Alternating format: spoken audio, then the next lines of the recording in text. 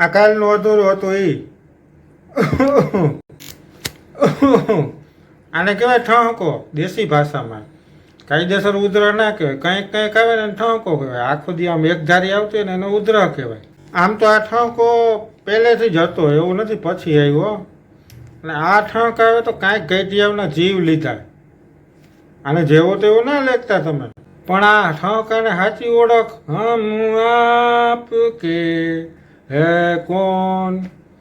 જે માધુરી દીક્ષિત બેનને સલમાન ખાન ભાઈ ફોન કરતા, ત્યાં માધુરી દીક્ષિત બેન ફોન ઉપાડીને કહેતા ત્યાં સાચી ઓળખાણ મળી આને.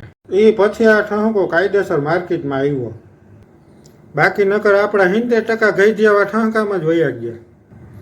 અગાઉ તો હું બીડીયું ફૂંકા રાખતા નવરા બેઠા બેઠા, પછી હું દમ થઈ જાય ને ફેફડા ફેલ આખો દી ચાલુ જ હોય. બાપા હળંગ લીએ એમ છોકરાઓ કે બાપાને ઉધરસ થઈ ગઈ, હવે એ કે દવા કરાવો. હવે આમાં દવા થાય પછી તો એ ઉધરો બાપા જાય તો એના ભેગી જ જાય, ત્યાં સુધી તો એ રહે જ.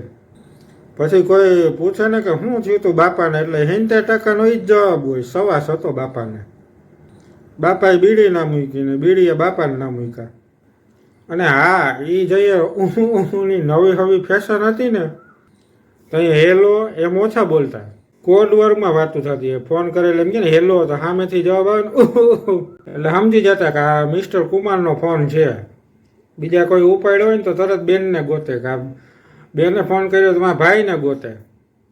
કોડ વર્ગમાં વાતું હાલતી કે એટલે સમજી જાય કે આ કુમારના નામની જ ઘંટડી વાગી હતી. અને એવું નથી, આ ઠહકો સિગ્નલનું કામે કરતા. ઘરે જેઠ ને હહરાનું હોય ને એટલે એ ડેલીમાં કરે ને એ પેલા કરે, એટલે નાના ભાઈની વહુ હોય પોતાના છોકરાની વહુ હોય માથે લાજ કાઢી લે, ઘૂંઘટો તાણી લેતા, સમજી લે કે આ જેઠ હોય ને કાં હહરા હોય.